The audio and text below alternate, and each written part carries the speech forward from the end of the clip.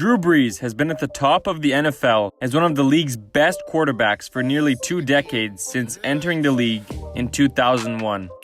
Since then, he has the most passing yards, touchdowns, completions, and so the list goes on, among all NFL quarterbacks to have ever stepped foot on an NFL field. During his time in the NFL, Brees has collected almost all individual and team accolades possible. All but one, that is. The honor of being recognized as the NFL's most valuable player. If you want to make the case for Drew Brees being one of the greatest quarterbacks of all time, go right ahead. I mean, he's got the stats, he's got a Super Bowl, he's won countless awards, but he is missing one major thing that practically all other great players have. As I mentioned before, the Most Valuable Player award. As good of a player as Drew Brees is, it seems almost unimaginable that a player of his caliber and value is likely going to end his career without the NFL MVP award. So obviously, this begs the question, how in the world does Drew Brees not have an NFL MVP award? In his first 4 seasons playing for the Chargers, Drew Brees was never really a serious contender for the NFL MVP award, largely in part due to inconsistency, insecurity over the starting position, and a lack of experience. Although he earned a Pro Bowl nod and led his team to a 12-4 record over the course of the 2004 season, he wasn't nearly good enough to be placed in contention for the MVP award. So I think it's not going to upset anyone if we just pass over these seasons. Brees' first real MVP consideration was in the 2006 NFL season. In just his first year as the Saints QB, Brees threw for a league-high 4,418 yards, complemented with 26 touchdowns and 11 interceptions. He led the Saints to a 10-6 record, bouncing them into the playoffs for the first time since 2000.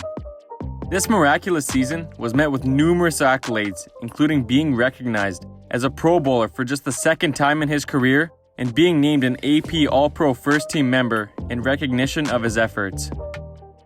Despite the brilliance, Brees missed out on the MVP award after his former running back, LaDainian Tomlinson of the Chargers, put up godlike numbers that season, earning 44 total first-place votes out of a total 50, easily running away with the award.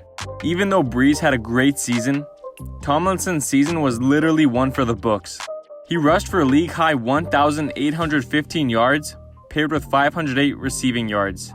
But where he really earned the honor was with his 28 rushing touchdowns and 31 combined touchdowns, which are both NFL single-season records that still stand today. Although Brees had a great season, he stood no chance whatsoever against Tomlinson. In the 2007 season, no one even stood a chance with Tom Brady's then record of 50 passing touchdowns in a season and 16-0 record.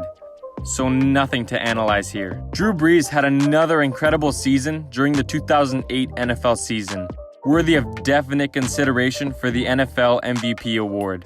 On the season, he threw for 5,069 passing yards, 15 yards short of Dan Marino's single-season record, a league-high tie of 34 passing touchdowns, 17 INTs, and was top 5 in passer rating among all quarterbacks with a rating of 96.2. The MVP from that season was Peyton Manning, who threw more than 1,000 yards less than Drew Brees, threw for only 27 touchdowns, had a lower passer rating of 95.0, but did throw less interceptions, being picked off only 12 times. Just looking at numbers alone, Drew Brees should have been the clear-cut MVP for that season. However, we have to remember that the MVP award is awarded to the player most valuable to his team in guiding them to success, something Brees failed to do. While Brees put up incredible individual numbers that season, he failed to guide his team to a winning record, as the Saints only finished 8-8, whereas Peyton led the Colts to a 12-4 winning record, tied for the second-best record in the league. Although missing out on the MVP award, Drew did walk away with the AP Offensive Player of the Year award and was named a Pro Bowler for the 3rd time in his career. As good of a year as Drew Brees had in 2008, he was that much better in 2009. In fact, in my opinion, of all the years he's played, 2009 was the year he should have won the MVP award.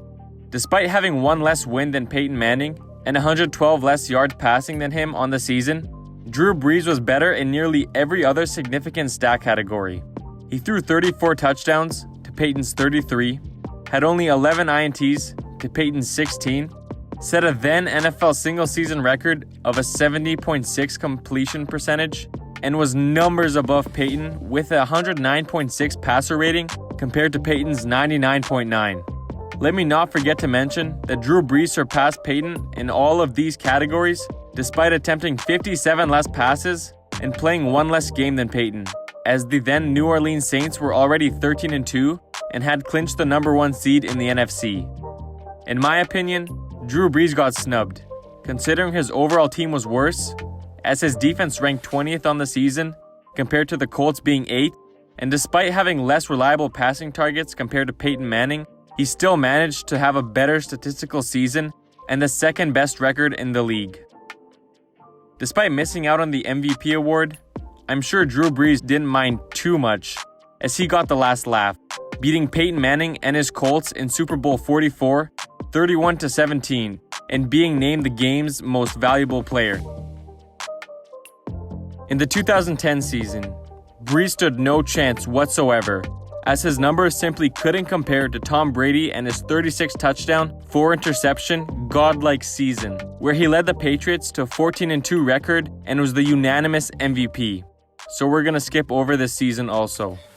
If 2009 was the season Drew Brees should have won the NFL MVP award, the 2011 season was probably Drew Brees' best chance at winning the MVP award in his entire career. He set the NFL single-season record for passing yards in a season with 5,476 passing yards, threw for a league and career high of 46 passing touchdowns, matched with 14 INTs, and led the Saints to another 13-3 winning season. However, the other man in consideration was the bad man himself, Aaron Rodgers. Rodgers only had 4,643 passing yards that season, but was only one passing touchdown shy of matching Drew Brees and only managed to throw 6 INTs.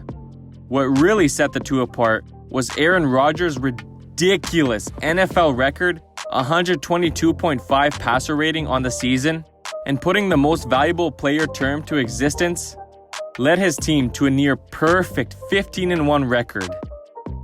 Again, despite a stellar year, Drew Brees was simply beat out by a historical, godlike NFL season by one of his peers. Despite throwing for 5,000 plus yards and 40 plus touchdowns for the second straight season, Drew Brees ended up throwing 19 INTs and only led his team to 7 wins in the 2012 NFL campaign, unworthy of even being mentioned in the NFL MVP conversation.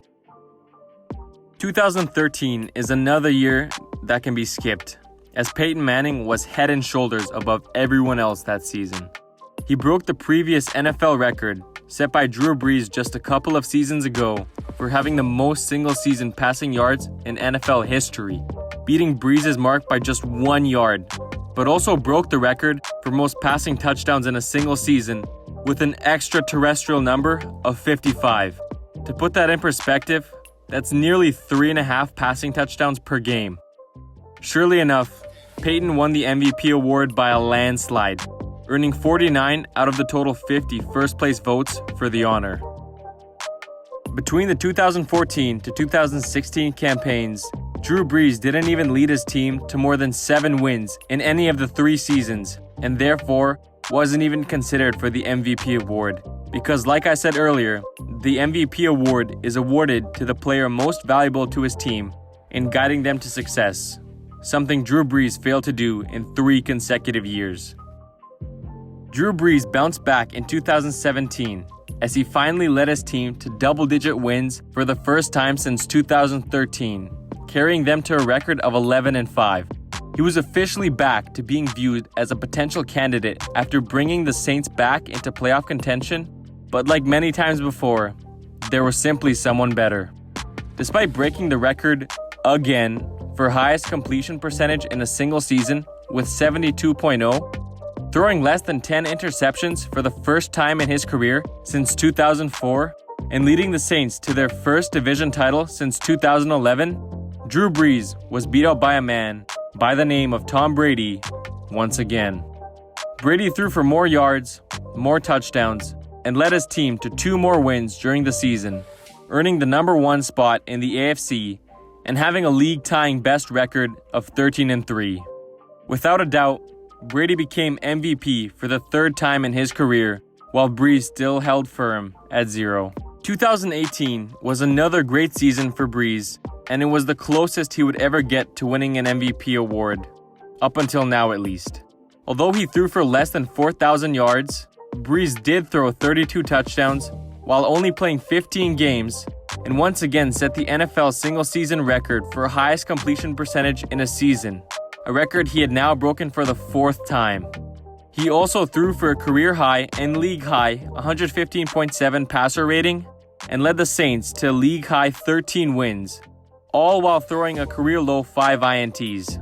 Once again, however, Brees failed to win the MVP award as he was simply missing out numbers-wise, this time in passing yards, being beat out by the eventual MVP, Patrick Mahomes, by more than 1,000 yards. To put insult to injury, Mahomes also threw for 50 touchdowns and rushed for nearly 300, also notching a couple of rushing touchdowns in the process. Drew Brees may not have had his best season in the 2018 campaign, but his consistency helped lead his team to a league best record and earned him 9 first-place votes out of a potential 50 votes. 2019 was another season where Drew Brees simply had no chance. Plagued by an injury that kept him out for 5 games, and the outbreak of Lamar Jackson prevented Drew Brees from earning an MVP award in his 19th straight season.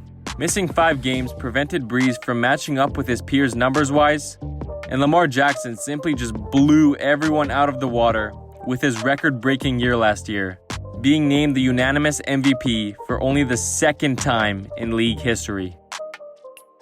Now entering his 20th season, one of the greatest leaders and most accurate passers is still without a long-awaited MVP award.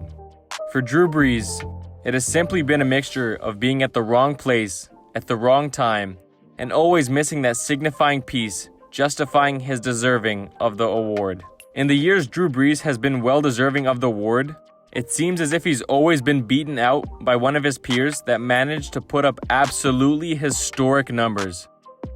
He's always given them a run for their money, but it always seems he's missing one final piece in his own numbers to beat out his opponents.